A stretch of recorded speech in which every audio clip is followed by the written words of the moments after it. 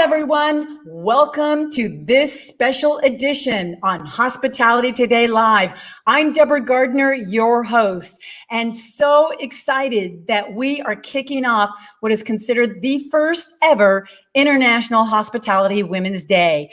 You know, it's been a very difficult and crazy time. We all know that. And yet now we're in this delicate moment to find momentum to make changes. And we are able to do that because there's no rules or rhyme to anything right now in this world. So it's time for everyone now to get back the power and start leading the way they want to lead. And times are changing for women too, especially in the hospitality industry. In fact, there is a massive shift coming in having women in leadership positions. And then it's supposed to and expected to actually grow no later than 2030, which means things are happening right now for women to get into leadership positions. And when I say happening, oh yeah, this growth is just skyrocketing. I mean, skyrocketing. And so today, this Thursday, September 23rd, 2021, we again have established the first ever International Hospitality Women's Day. And it's going to help the growth in the industry happen by starting with this special day. And we have some wonderful, talented, brilliant women from around the world that are our guests today. And I personally have the pleasure to have these conversations with them. And we're going to talk about unbelievable topics that really mean a lot to women in hospitality. I'm talking about family balance, challenges, trends, leadership, predictions, and so much more. So I want to make sure that you are ready to actually see and hear what women in hospitality are talking about and what's important to them, because hospitality women are making a difference. Now it's time to show just how essential women are, not only to the hospitality industry, but to the world. And we have a dynamic, a full day of live broadcasting here. And I want to let you know, I have a very special co-host that will be joining me today, and I will be happy to introduce you to him right after this. So don't go away. Our day is just beginning on Hospitality and Today Live with a very special edition of International Hospitality Day for Women. So again, don't go away. We'll be right back.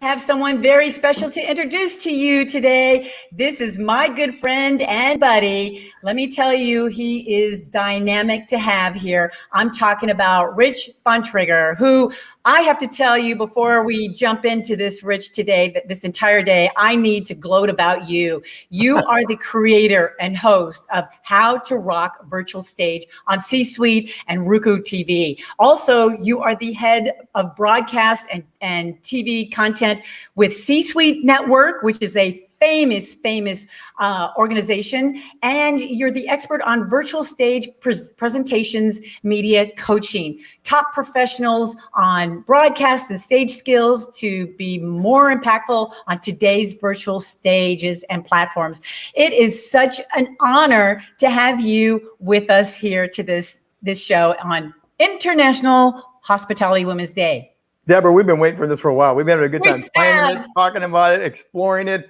What a great thing. And again, thank you for inviting me to be a part of this. I get to be kind of the male voice of the day and have some fun with you, because this whole hospitality thing is amazing. It's powerful. But the fact that we're going to go international all day long, it's not just the U.S. viewpoint, which I'm really excited to hear the global aspect of hospitality. So thank you for allowing me to come on in. And as we know with COVID, as we know with shutdown and current trends, it isn't just the physical world anymore. The virtual does play into the hospitality industry more and more. So I'm happy to be that voice of one of those people that are really an expert now in that area. Well, we're delighted to have you, and thank you so much for those kind comments and words. And actually, I know our viewers that want to hear how this all came about with you. Yes. You know, I have to say that when we made this announcement to not go small but go big by international, I can't tell you how many men came forward and said, "Wow, why hasn't this happened before?" I'm talking about Tyler Davidson with Meetings Today, Troy Peters with, his Video West company. And then you called as well going, "Hey, Deborah, I saw what you're doing. I see this. This is incredible. Here are some great ideas. You know, if you want to jump on it, let's do." And look, here we are. Well, and again, this was your idea. This is what you do with hospitality. You've been doing Right. this and doing this and doing this, but you turned it up a couple notches on the dial with this concept of going global and focusing on women within the industry, which I think is amazing and wonderful. But the idea of spending a whole day on hospitality, right. I think coming out of what we've gone through the past year and a half, this is so important. People are beginning to peek out their doors. They're beginning to look at their cell phones. Where do I want to go? How do I want to travel? Can I travel? What should I do in travel? There's so much of a conversation to be had here. And now we can spend a whole day talking about it because right. the trends are changing. The habits are changing, even the techniques and the tool we use in the hospitality. So this is going to be a golden opportunity to get an inside look before you book your next trip, plan your next vacation or right. staycation maybe. But right. You launched a great idea here. So kudos to you to say, and then let's blow it up like you and I talked about. Let's blow it up and go bigger and bigger. Yeah, it's all about that because this is the opportunity. Again, there's no rules, there's no rhyme or reason to stick with inside a little box. Let's make this huge and big. There is no box. Come on, there is no box. Yeah, but let's make that very clear, everybody. Not there anymore. There is no box in this. Not anymore. That is so true. And I tell you, Rich, which was really interesting when we put this out here. I mean, I believe the international markets really gravitated to this, even stronger than the US. And I'm like, okay, come on, US, let's wake up. We've got to jump on board with this as well. And they did. And I tell you, there's been articles in the media, the press has been all over this. And I'm so happy. And it's amazing. We've got so many different hotels. Let me read one for you. The Wharf Hotels, that's based in Hong Kong, reached out to us, and they have about 16 owned and managed hotels throughout Asia. And they reached out to us. It was actually Yvonne Kim. She is the director of communications, who has 15 years of experience in the industry, and she's all about brand awareness, the brand's reputation and the loyalty. So she reached out to us and said, "Hey, Deborah, we would like to take this another step here with all our hotels and recognize women throughout the month," because we started this about a month ago. And so almost every day they've been sending us updates on who they're recognizing as their International Hospitality Women Award. I thought that was brilliant. Let me just jump in there for a second, because as we know, going around the globe, different cultures respond differently to women. Not to get too political here, but there is that whole thing of what role does a woman play? How far out does she lead? How big of a voice?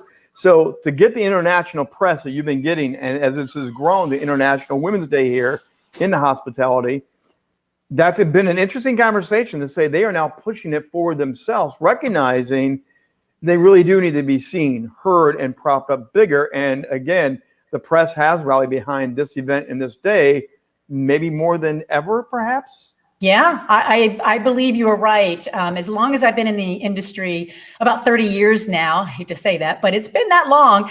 This year has been the biggest push, and it's not just this show. There's a couple other women conferences going on today that are celebrating this and throughout the month. So it's been happening.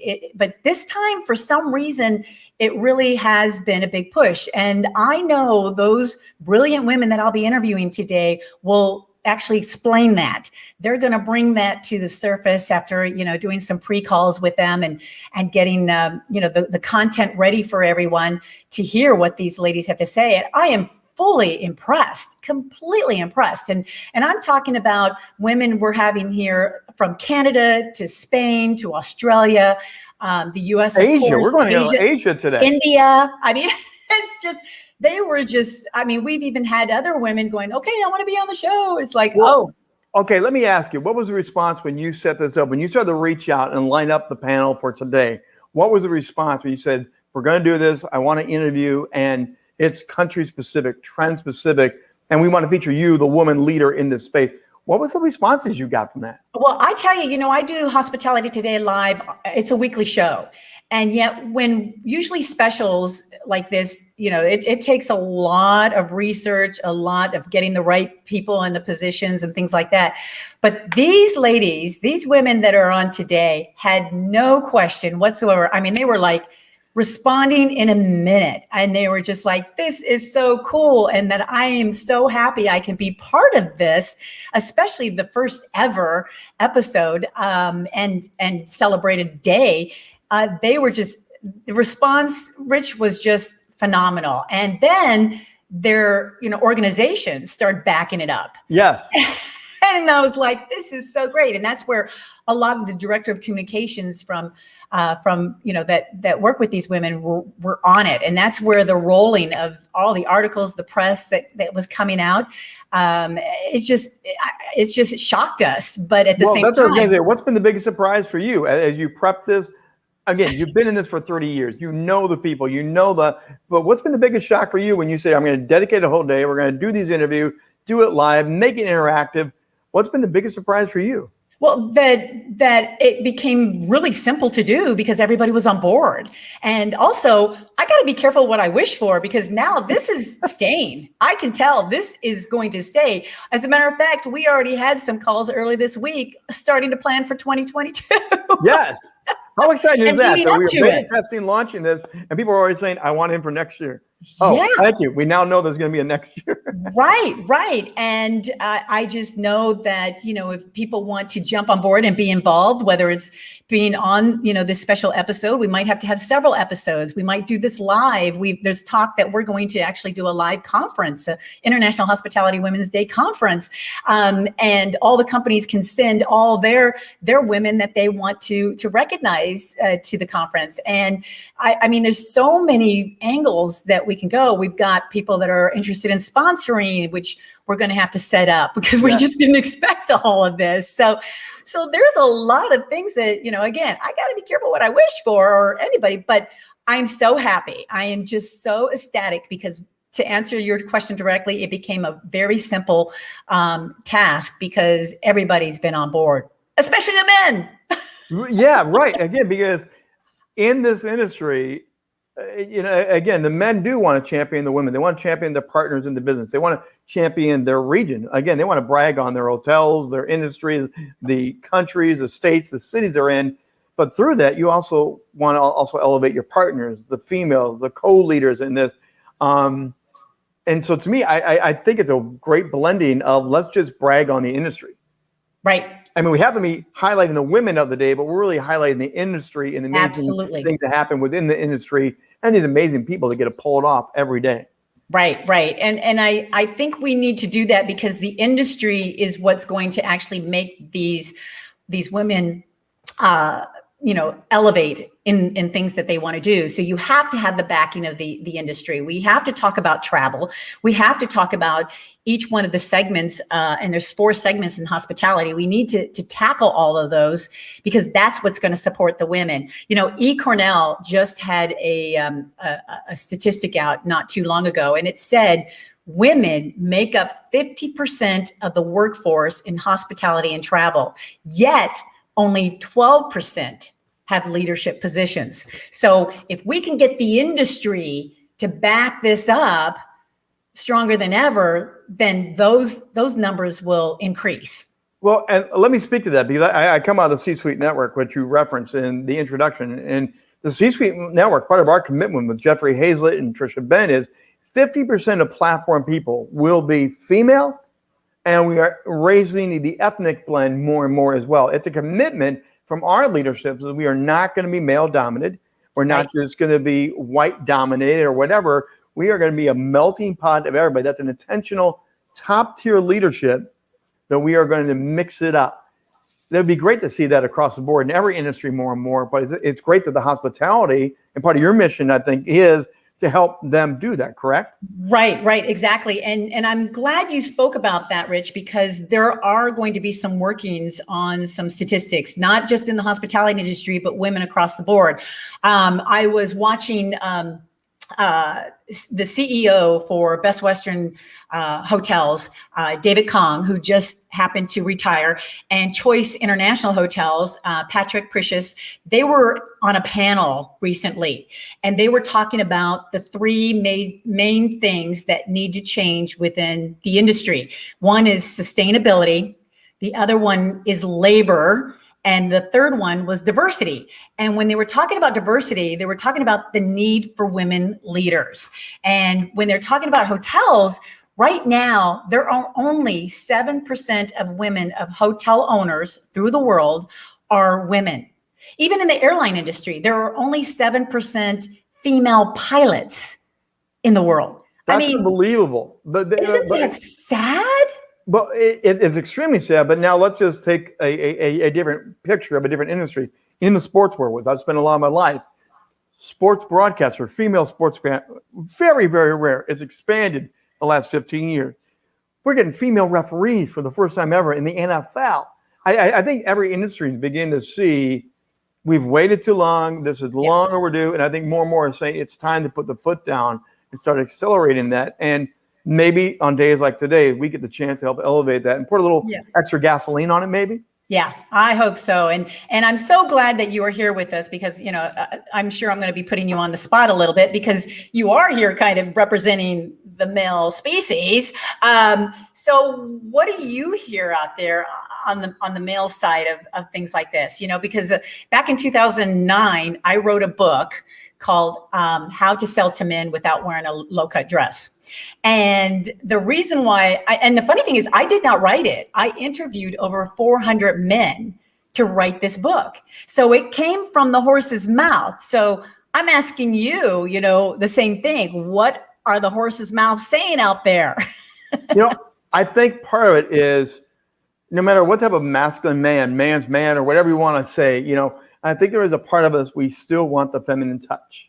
Yeah. We still want to have that reflected in our travels, in our hotels, in the airlines. So there is that thing, I think, that naturally is wired within us.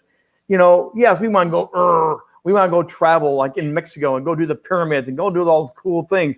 But I still want to come back and have a wonderful, authentic experience that's comfortable and warm. Like, you know, I got to wrap myself up in the experience.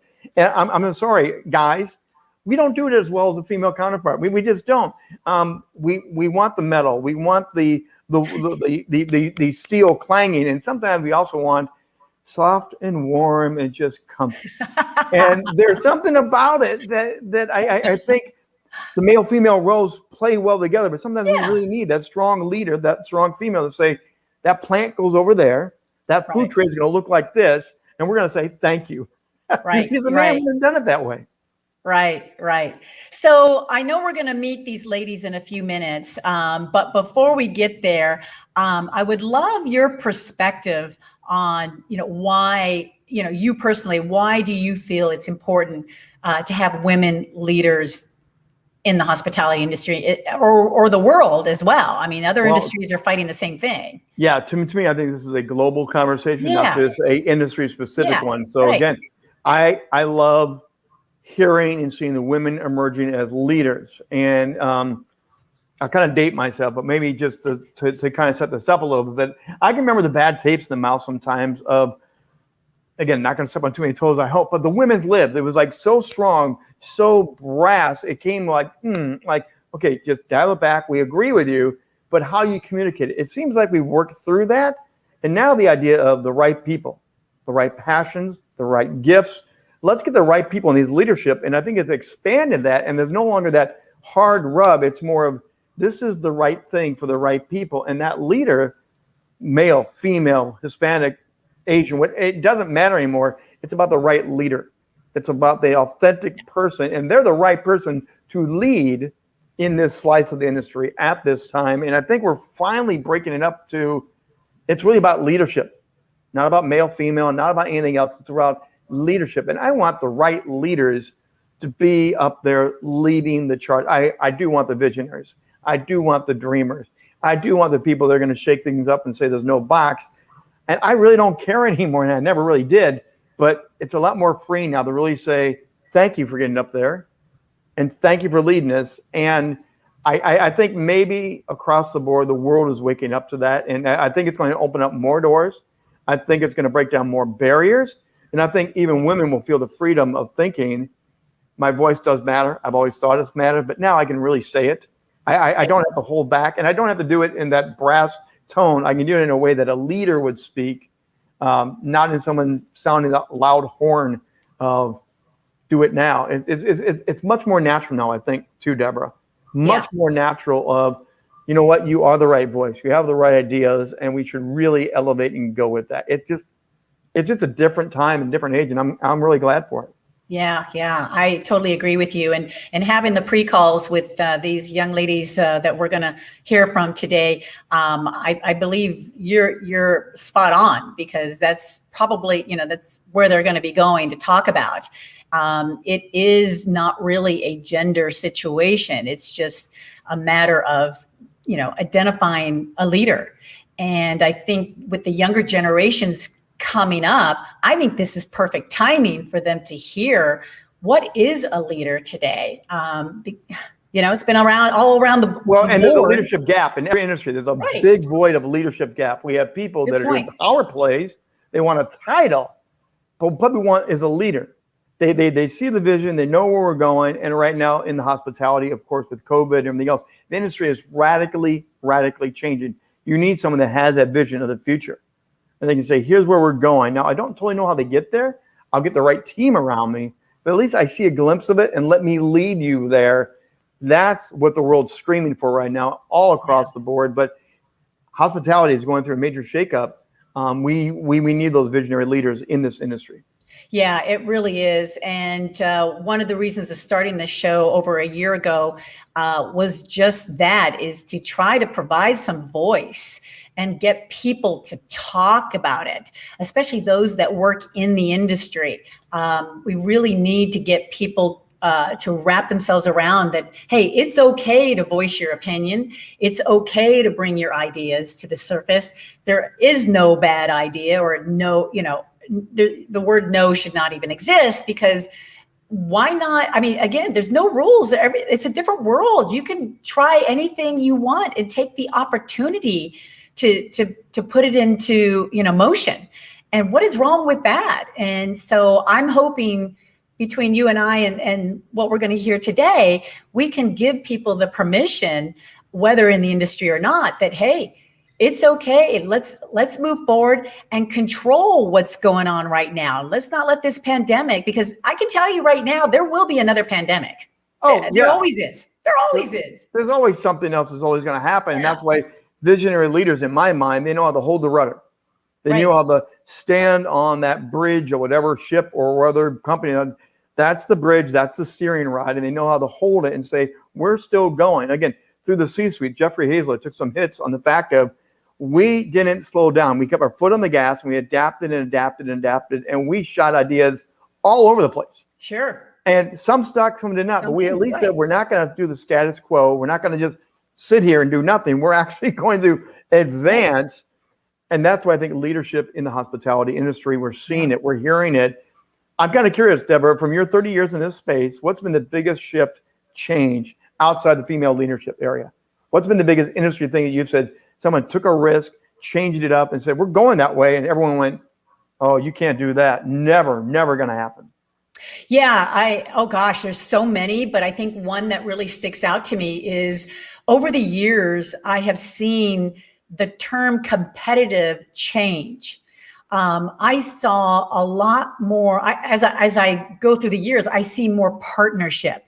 Whether it's the industry magazines, whether it's companies and the mergers that have been happening, again, not just in the industry, but through the world, have been happening quite a bit. So there's been a lot of partnerships going on and people willing to help each other and collaborate to see about a win-win situation instead of, I'm going to be the best, I'm going to dominate. That's the way it's going to be. No, that doesn't exist anymore. We need to work together. We need to support one another. We need to find ways to elevate each other.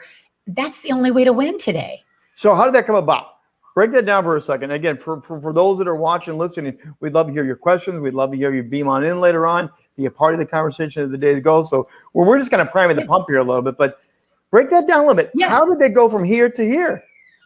That's a good question. I remember the big push in the industry was when Starwood bought Marriott. That merge went on and everybody was like, oh my gosh, Marriott's going downhill and Starwood's going to take over the world. And then we saw airlines starting to merge with each other. And we thought, what is going on? Pretty soon there's going to be a monopoly of just 3 airlines, 3 hotels. We're in trouble.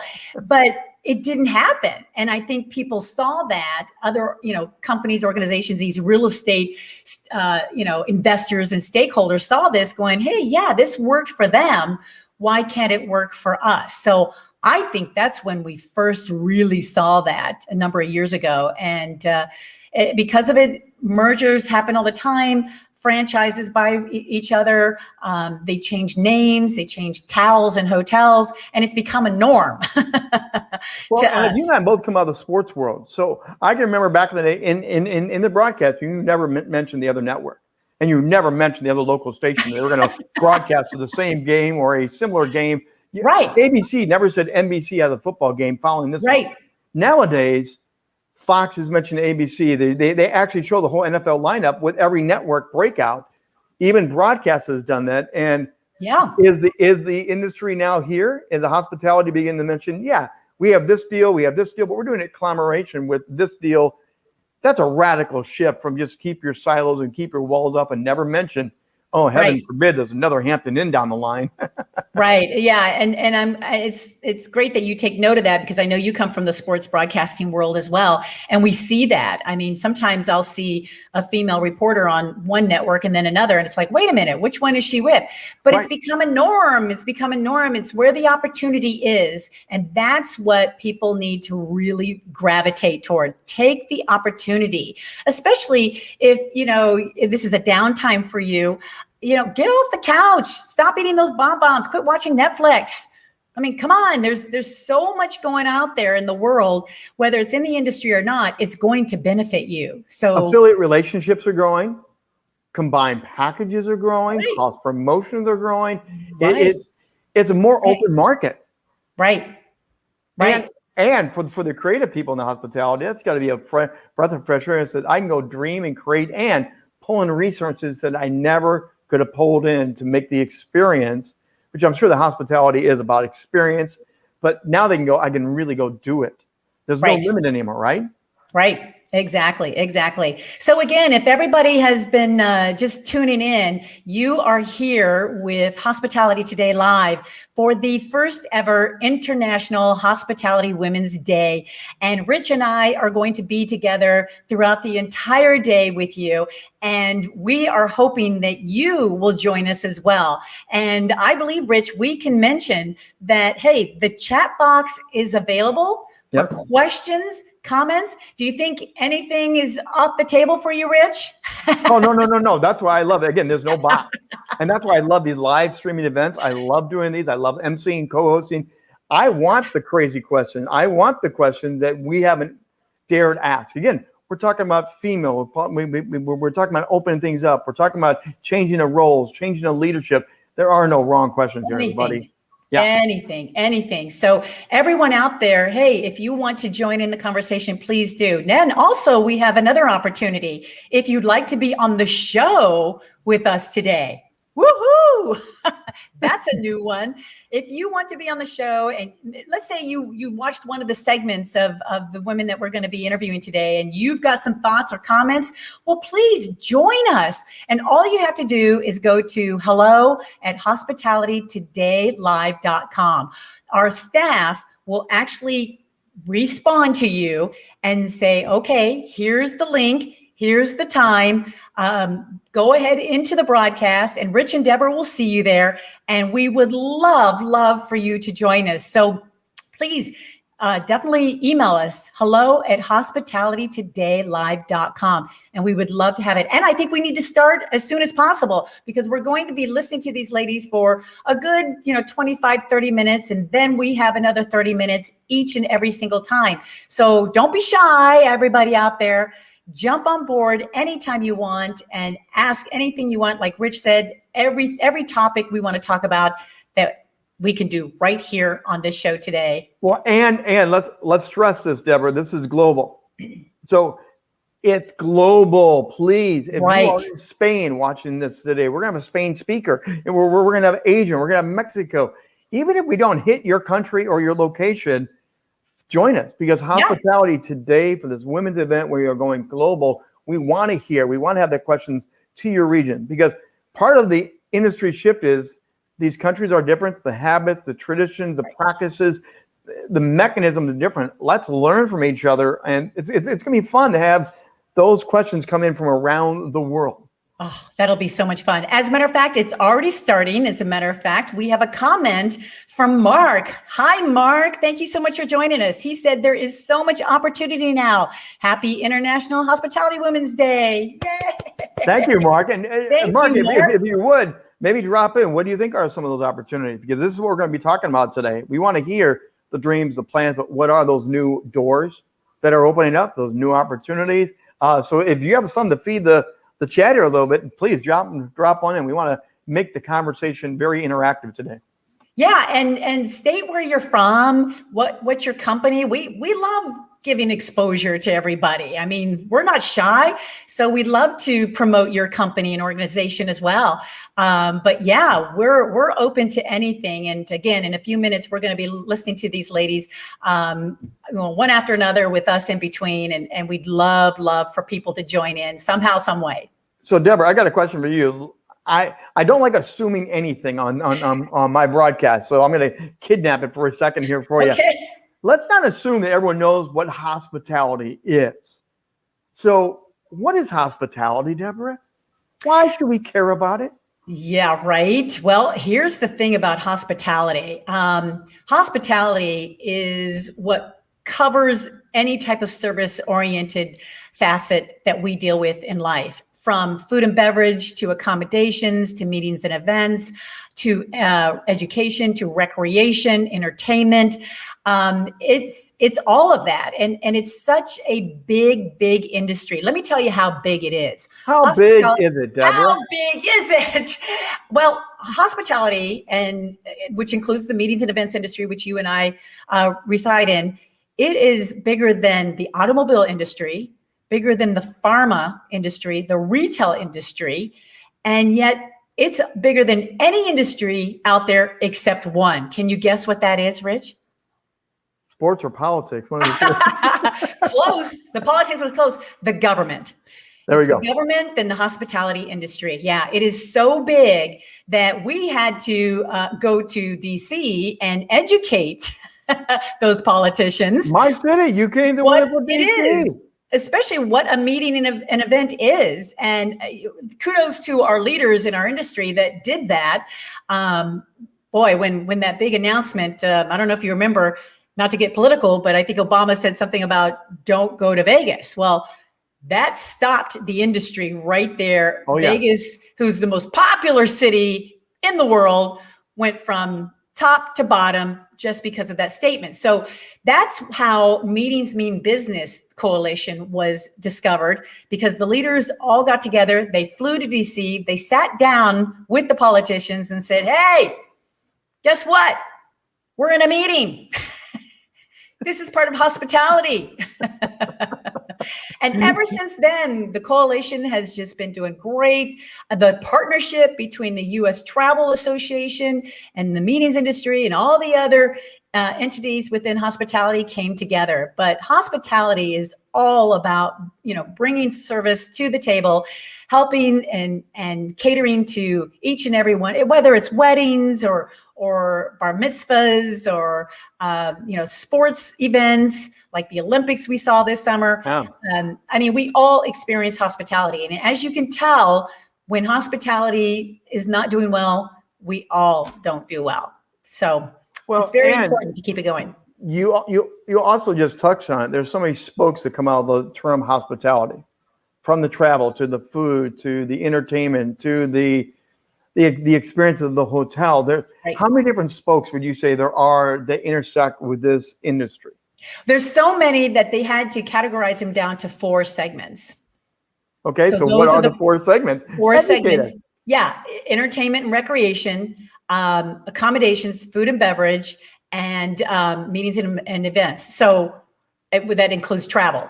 So tourism and travel. So those 4 segments cover anything and everything from cruise lines to RV parks, to other recreational, like, those fun, like Disneyland, museums. It's all part of hospitality, and hotels, conventions, DMCs. The list goes on and on and on. Audio visual is a big one. It's just, it really touches everyone in some way, some form, whether it's business or leisure. And what we're going through right now with this industry, and since this is not our first rodeo, we've been through this before. This is just a different animal, a different beast. What we have seen in following statistics and trends is that we need to see the leisure come back first. And we know it's not, it's kind of like this right now. So for meetings and events or business travel to happen, the leisure has to help start kicking that forward. And that has to lean on airlines, hotels, rental cars, other transportation avenues as well. So it really, it really has a tier to get us back into motion. So those that are waiting for business, you have to see what's going on with the leisure world, right now. And once that gets going, business will start picking up. But you got to get the confidence of the people from the leisure side. So that's where I was just going to ask the question. How do you build that confidence? Because we've had that, again, Vegas shut down, Disney shut down, every destination shut down, global travel, all the things we experienced. It's opening up. There's also the fear of possible reversal or limitations or different new standards emerging. So from the leaders now, what do you think needs to be forecast projected to get that rolling again so people can breathe, say, I am free to roam around the cabin again?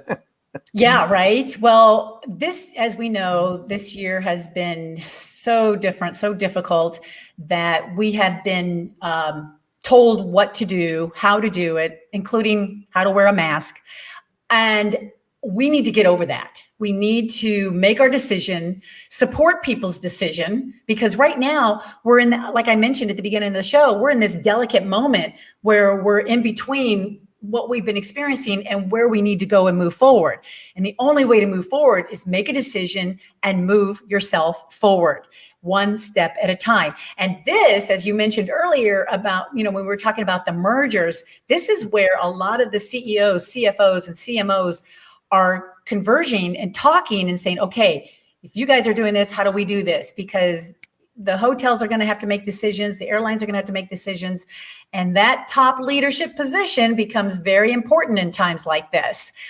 So I know right now a lot of communication is going on to make that happen. People need to build their confidence back, but it's those leadership positions that need to help that happen as well.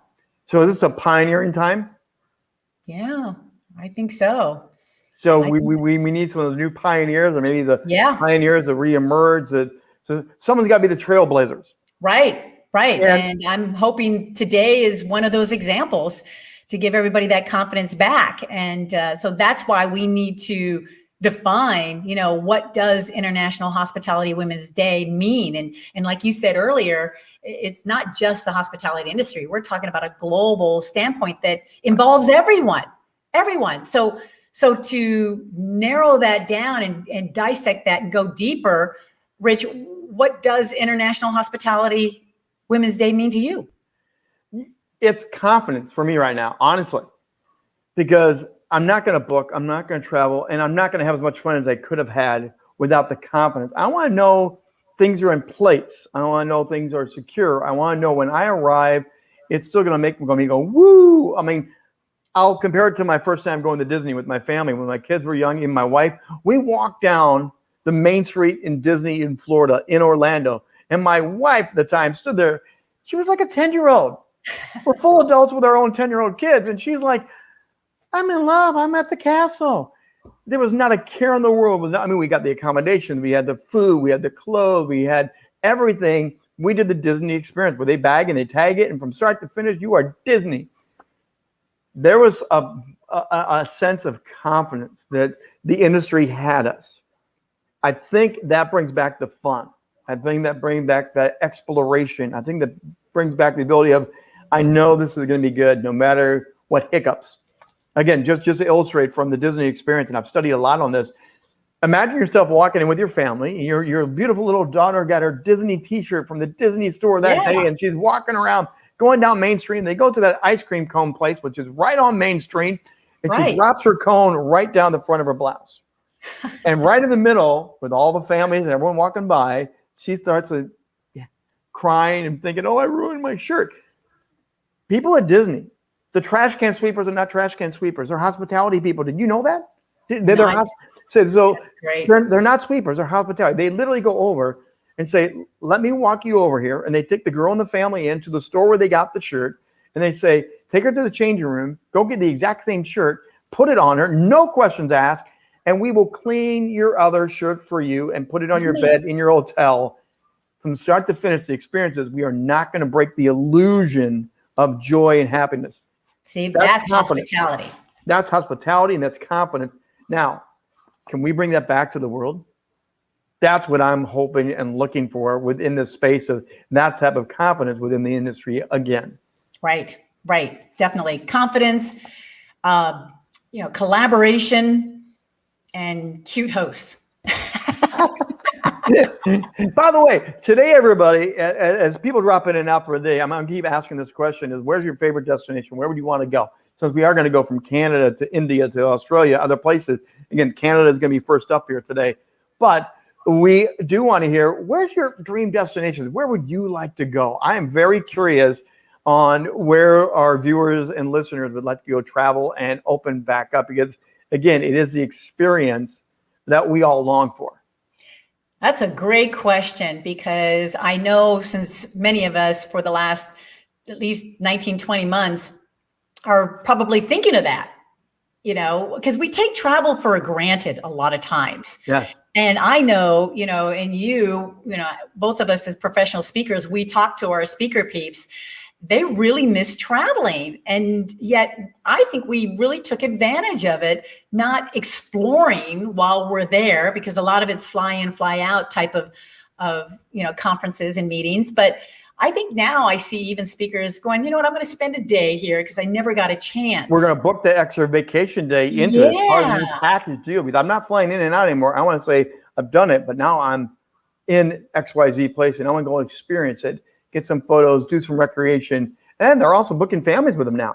If you want me, my family's coming with me. More and more people are talking about that deal, because it's not just business anymore. It's a lifestyle we want.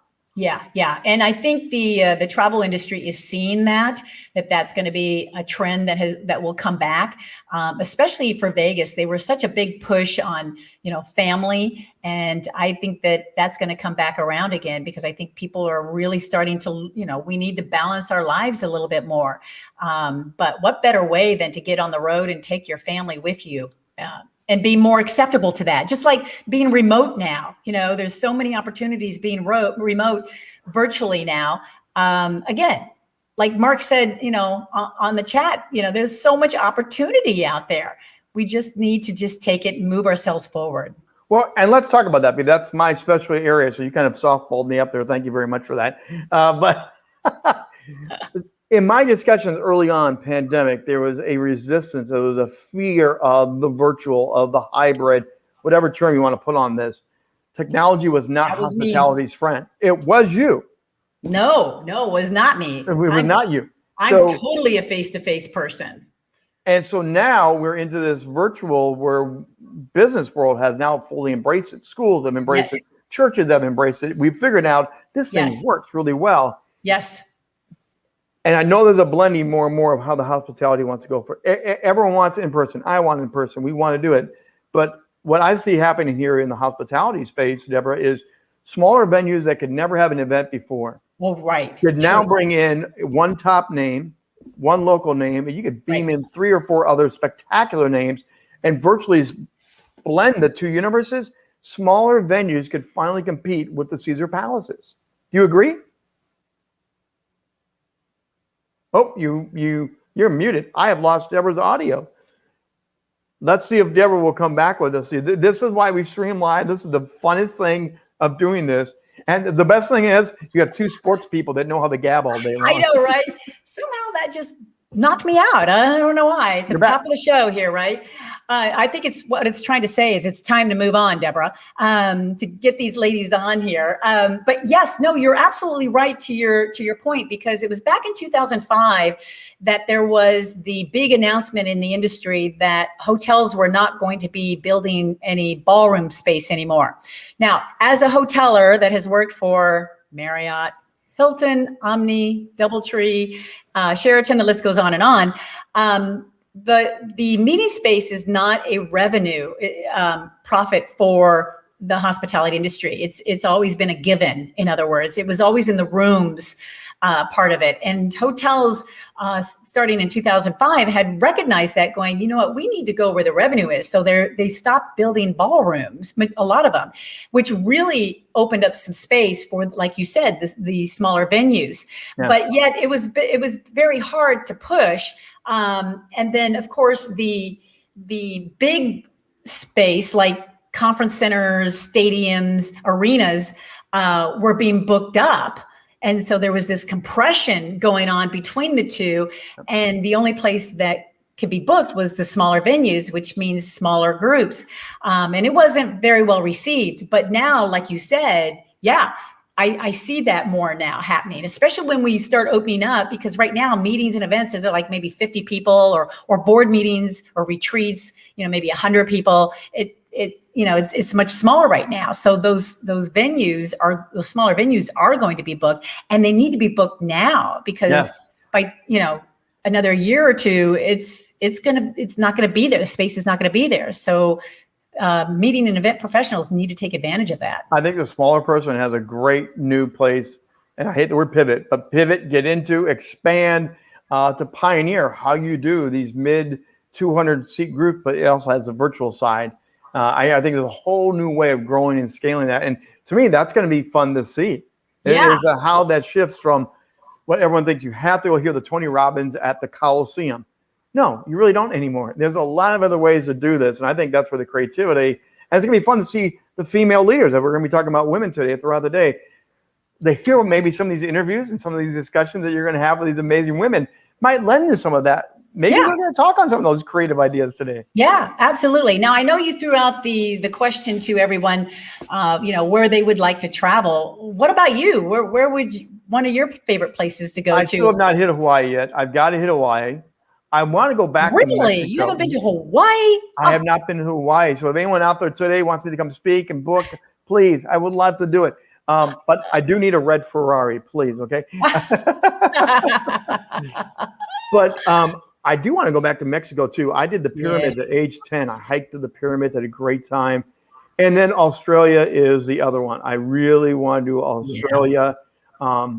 It's such a diverse region. And I've got good friends there, Deborah, that are still locked down. They're still having a heck of a time. But man, when that opens up back up, I am on a plane to Australia. I want to go see the kangaroos and have a good time. Yeah, I don't blame you at all. Well, it's funny because you're in DC, I'm in Arizona, so you want to come west. I want to go east. I'm a Marine brat and a coach's daughter. So I have moved in my entire life. I think this was my 29th time because now I'm house flipping. So 29 times around, the country. I think I was almost born in Japan. So that was unique. But we got out of there to Virginia just in time. I think one of my favorite places I'd like to go, first of all, not just so much Australia, but New Zealand. When I was in grade school, I had a pen pal from New Zealand, from Christchurch. And somehow I lost touch with her, which I always said I wanted to go to school there. So it's always been in the back of my mind to go to New Zealand. But when it comes to waste, I would love to go to Hong Kong. I would love to go to Asia, that whole area. And I've always wanted to go to Africa, South Africa. I've always wanted, I'm an animal lover. Yeah. And my cousin actually has been working there as a HIV doctor for so long. And I think because I'm afraid of the shots that I have to take. I think I've taken a few lately. It's just another shot now with everything else we got to take. Come on, don't worry.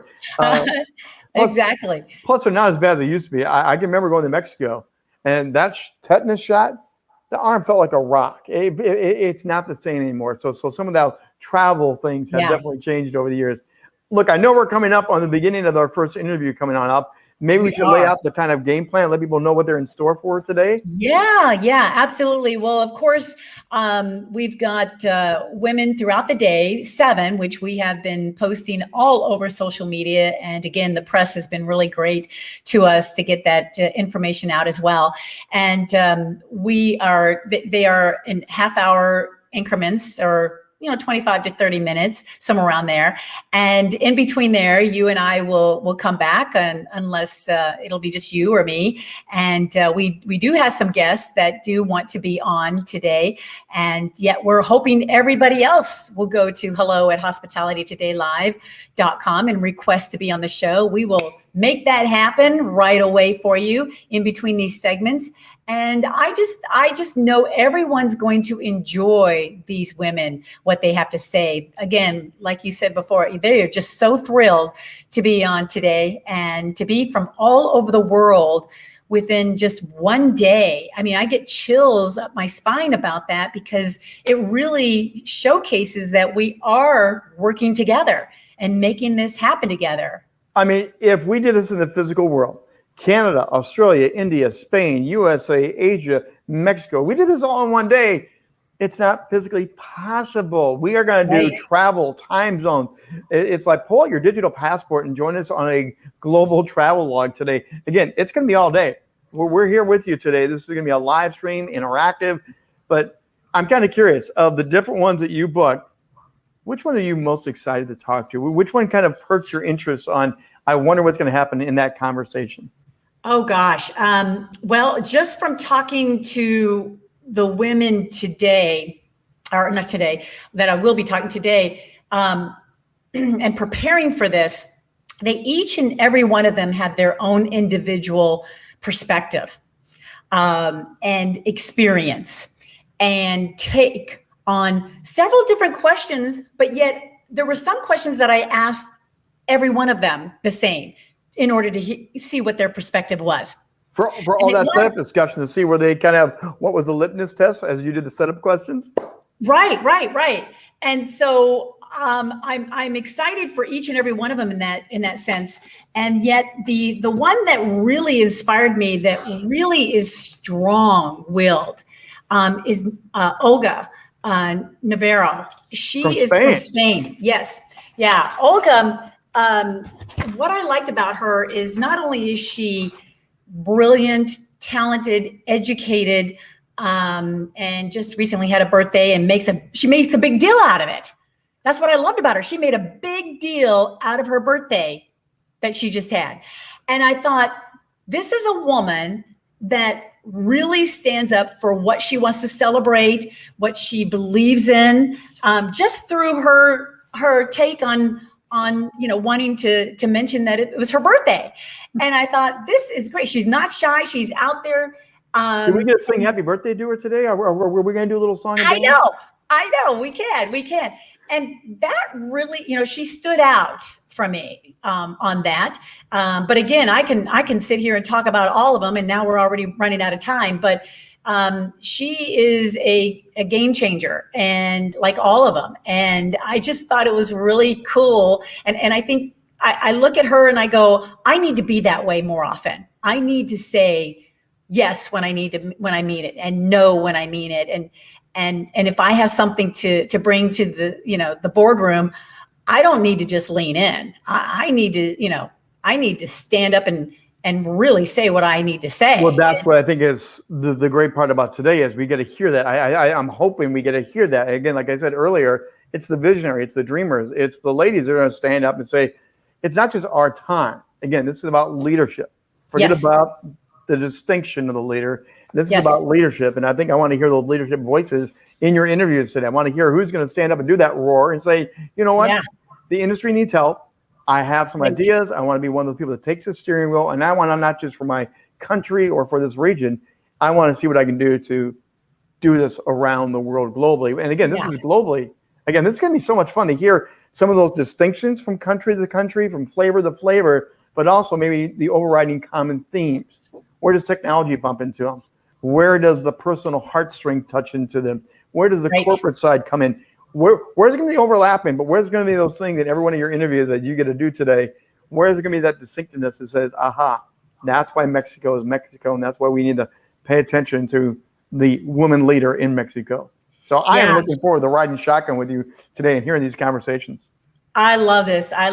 I'm so glad that you are here with us because as a host, and you've been a host for many, many shows, and along with what I've done, but to have two, it really helps a lot too on the back end, and because a lot of people don't know, there's a lot of buttons to push and and a lot of hair and makeup need to happen. By the way, I don't know if my hair will look like this by the end of the day. I know yours will. But mine might. Yeah. You know what? The other thing I want to let people know, Deborah, between each of your interviews. So Deborah's going to sit down, have these amazing conversations today, and then we're going to come back, and then Deborah and I will talk, ask questions, other stuff, reflect on the conversation they had. That's where you get to really, really come in, and as you're streaming with us today. We want you to join those conversations. We want it in the chat box. We want you to ask permission to come on in, join us face to face, because we want to watch these, sit in these discussions. We're going to be a fly on the wall today. And then we get to come back in, and then we're going to go into a half-hour, 25-minute discussion, exploration, and talk about what we heard and where we're going next. So it's every half hour, there'll be a change, a shift, a discussion, an interview. But this is where you get to join us for this International Women's Day, which is going to be so much fun to hear from you, not just from Deborah and I. Yes. I totally love that layout. As a matter of fact, that was your brilliant idea. And so again, the great reason why we have here. And I know that we are going to just have such a blast. And if everybody, again, wants to get in the chat and make comments or ask questions, again, my gosh, I welcome it. I know you welcome it. Everybody welcomes it, because after a while, they'll probably get tired of hearing us. But again, hello at hospitalitytodaylive.com. And in just a moment, we're going to Canada. We get to go to Canada for the first one across the border. Deborah, are you excited to kick off the first interview? Oh my gosh. As a matter of fact, I'm doing the countdown right here. We got 1 minute to go. And so we're going to hang up here. Everybody just needs to sit tight as I move to my other spot and yet grab my other papers for the interview with Eileen. And Eileen, boy, again, what a brilliant lady. Eileen Brisky from Canada. She's the immediate past president for ILAA in Vancouver. And gosh, there's so much more we're going to talk about her as well. So why don't we get to it, Rich, and right, see here we go. What happens. And we'll be back, definitely. So everyone, enjoy.